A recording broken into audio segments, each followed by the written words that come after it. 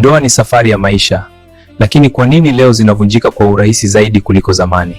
Danieli sura ya 12 mstari wa 4 inasomeka hivi: lakini wewe, Danieli, yafunge maneno haya, ukakitie muhuri kitabu.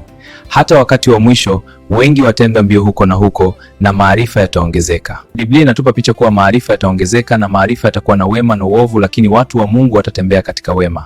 Na kuombea Mungu akupe uwezo wa kutambua wema na uovu, na kisha uchague wema unaotufanya kuwa huru daima.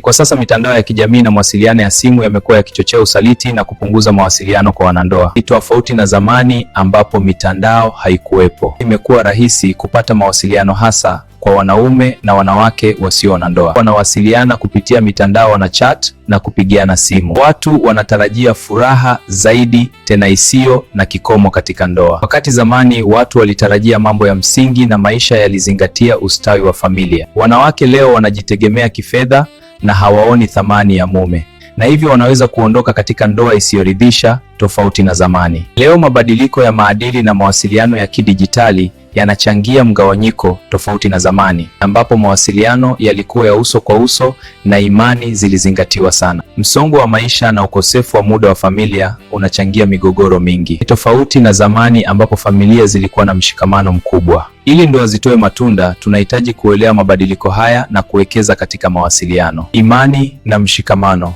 Ndoa ni kazi ya pamoja, haijawahi kuwa rahisi. Wito.